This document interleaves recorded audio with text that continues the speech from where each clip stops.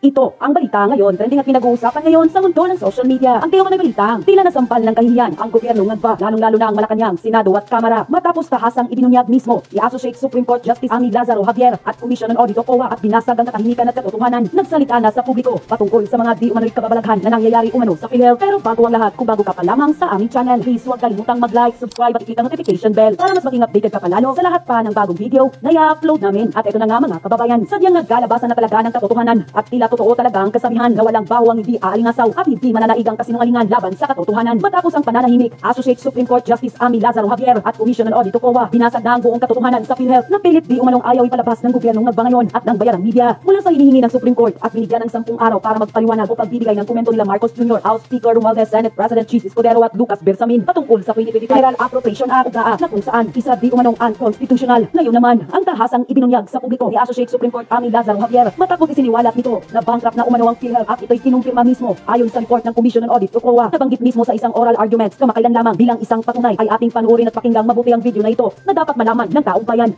That net income, Your Honors, is being plowed back into the reserve fund. Yes, but later I will show you the report of COA, which shows that PhilHealth is bankrupt, actually. I don't know if you're aware of that. You ought to be aware. If you are And COA has repeatedly highlighted that in its letters to PhilHealth.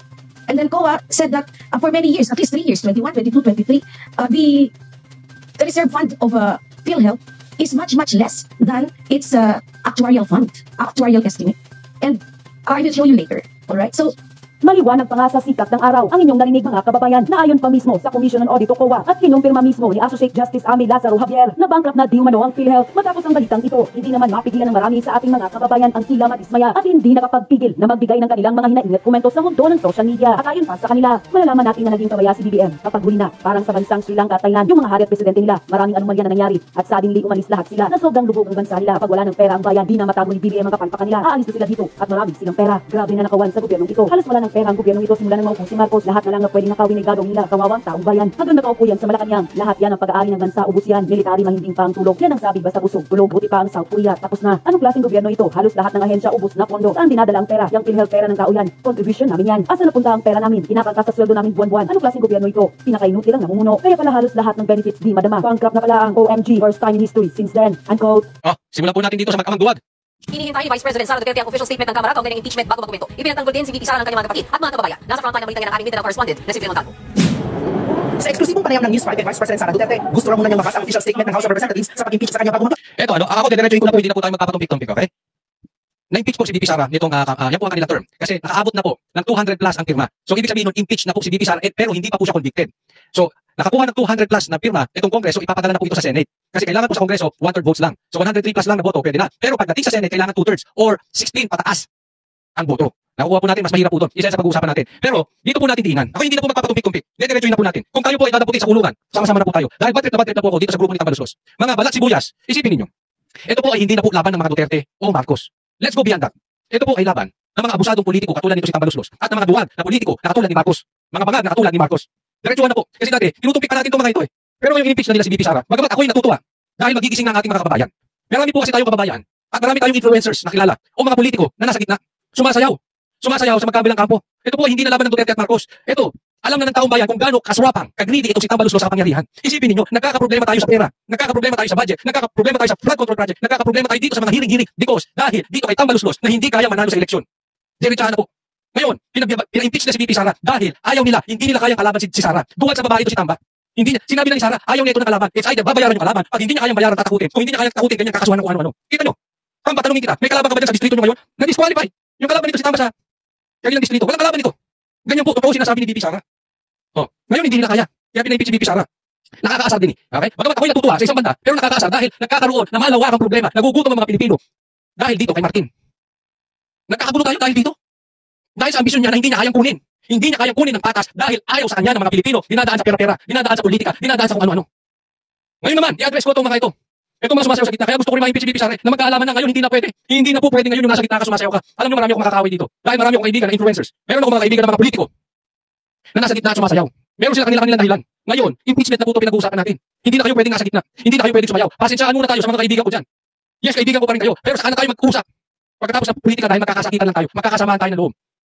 Kasi ang tingin ko po sa inyo, pasensya na po, duwag. Kayong mga sumasayaw sa gitna, mga duwag kayo. Duwag. Pasensya na po kung kaibigan ko kayo. Ako na po nagsasabi, derechahan. Alam mo, mas bilib pa ako kay Paduano kaysa sa inyo.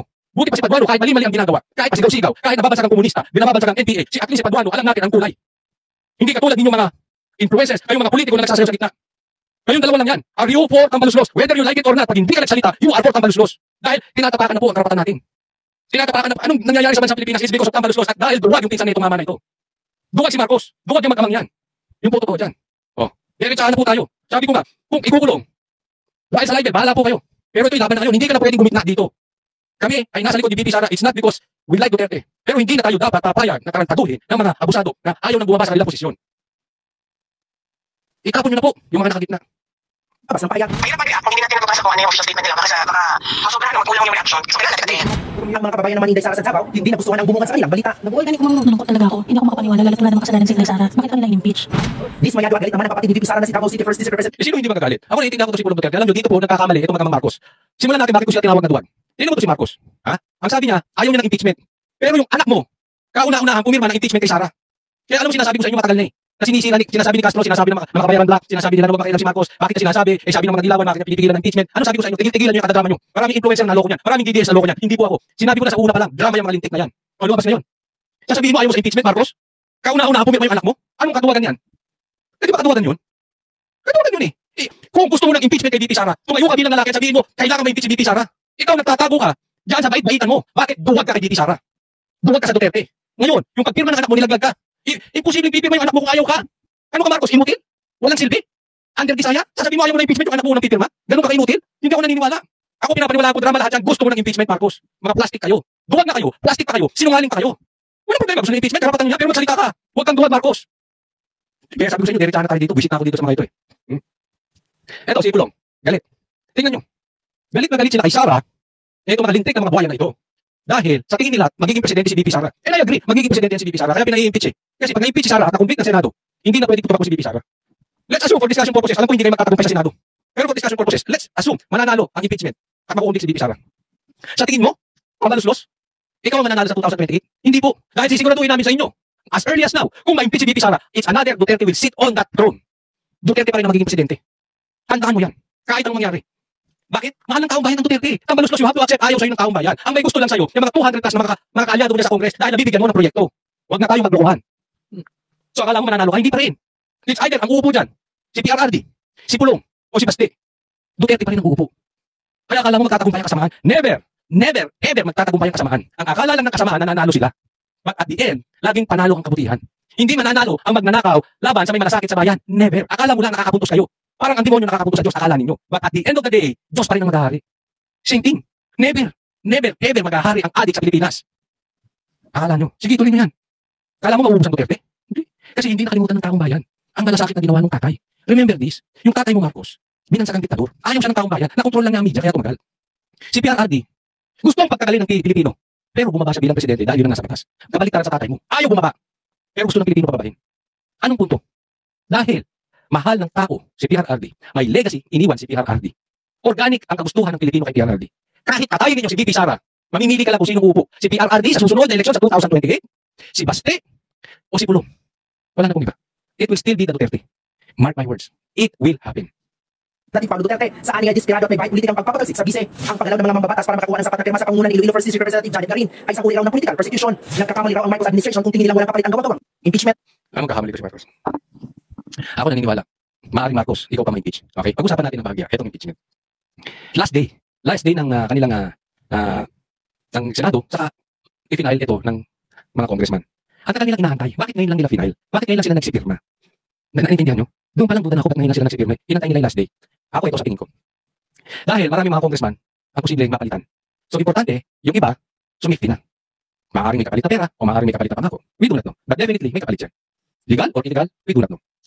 So pumirma na yung iba, total mahalis na sa Kongreso. At nanganganib dahil maraming galit na Pilipino sa Kongreso. So at least nakapirma na sila, sasampa na yan. Ngayon, ang igagawin nila sa Senado, hindi nila ipupusto. Aantayin nila na matapos ang eleksyon. Kasi magpapalit ng liderato. Sa Congress, maaaring mawala ng numero nila. Sa Senado ngayon, wala talaga silang numero para manalo ang impeachment. Wala po silang numero, wala silang 16 na boto. Pero ang itutulak nila dito, ito mga kaalyado ni Marcos. They will do their best. Yung makinarya, yung ayuda, babaha po ng pera sa Pilipinas ngayong eleksyon na to. Asahan nyo yun. Babaha ng pera, nakakatakot po. Babaha ng patayan, babaha ng pananakot, babaha ng droga, babaha ng kidnapping ngayong eleksyon. Dapat may panalo ni Marcos yung kanilang mga kandidato. Para panalo ang impeachment sa Senado kasi pwedeng ituloy yan. Yan po ang kanilang sinasabi. Actually, pag-uusapan pa yan eh. Kasi kung po pwede bang ipasa sa susunod na Congress, kung hindi man matapos ngayon. Pero sa nangyayari sa Pilipinas, nakikita nyo naman, hindi na po sila sumusunod sa batas. So whether pag-uusapan yan o hindi pag-uusapan, naniniwala ako, gagawa nila ng paraan yan para yan ay maituloy kahit magpalit na po ang senador. Ang issue dito ito eh. Hindi lang naman si BP Sara. Alam ko hindi sila, ulitin ko, hindi sila magtatagumpay kay BP Sara. Pero, magtagumpay man o hindi, never mamahalin ng taong bayan si Tamba. Never. Asa ka pa, Martin? Never. Eh, sino ba yan? Ha? Balik natin. Sino ba yan? Si Martin. Ngayon lang naman yung umepal eh. Dahil nakapasok yung kanyang kapatid na kanyang pinsan as president.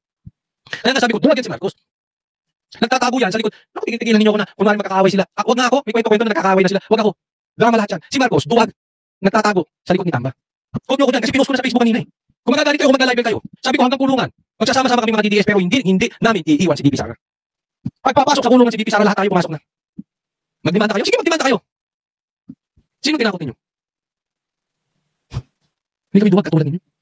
Hindi kami mukhang pera katulad ninyo. Hindi kami traidor, hindi kami nang iiwan ng kaibigan katulad ninyo. Pangako yan.